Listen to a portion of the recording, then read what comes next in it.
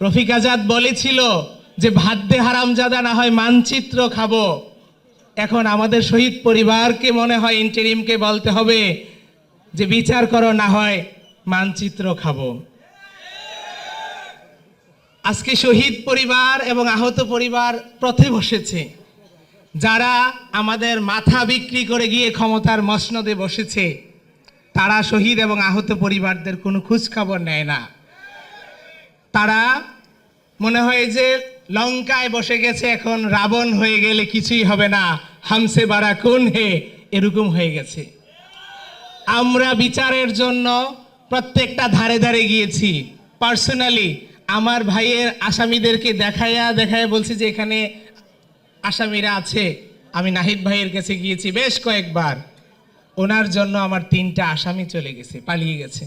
আসিফ ভাইয়ের কাছে আমার মা গিয়ে বলেছিল যে বাবা, তুমি আমার কুমিল্লার সন্তান, তোমাদের ডাকে আমার সন্তানটাকে ঘরে রাখতে পারিনি, আমার ছেলেটার কবরের পাশে গিয়ে একটু দাঁড়াইও।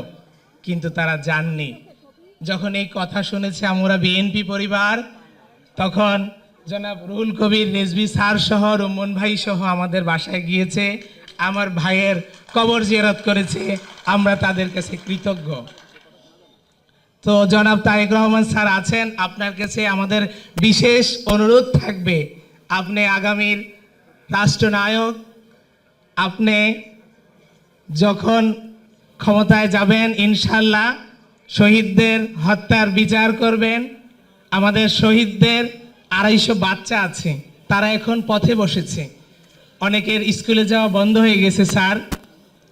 250 বাচ্চা, আমি তাদের ফাইল করে নাহিদ ভাইয়ের কাছে গিয়েছি, অনেক মিনিস্ট্রিতে গিয়েছি যে ভাই, তাদের বাবারা আজকে দেশের জন্য জীবন দিয়ে গেছে, তাদের লেখাপড়া বন্ধ হয়ে গেছে। প্রায় 1-1.5 মাস ধরে বিভিন্ন মন্ত্রণালয়ে ঘুরতেছি যে তারা এতিম বাচ্চা, তাদের একটু লেখাপড়ার ব্যবস্থা করে দেন। কোনো মন্ত্রণালয় সাড়া দিচ্ছে না। আজকে উপদেষ্টা পরিষদে যারা আছেন, তারা তো তাদের বাবাদের রক্তের বিনিময়ে ক্ষমতায় গিয়েছেন। আজকে আপনারা চেয়ারম্যান কাউন্সিলরও হতে পারতেন না। আজকে আপনারা ক্ষমতার ভোগ করতেছেন, ভোগ বিলাসিতা করতেছেন, প্রোটোকল নিচ্ছেন, কিন্তু যাদের বিনিময়ে সেখানে গেছেন তাদেরকে ভুলে গেছেন। এটাই ইন্ডিকেট করে না, অন্ধ যখন চোখে দেখতে পায়, তার হাতের সাথে সবার আগে বেমানি করে এটাকেই সে দূরে সরিয়ে দেয়। আমি সব সময় একটা কথা বলি যে আমরা মজলুম জাতি। আজকে যারা ক্ষমতায় আছেন, আমাদের সাথে জুলুমকারীদের ন্যায় অবিচার করবেন না, কারণ আল্লাহ পাক ছাড় দেয় কিন্তু কাউকে ছেড়ে দেন না।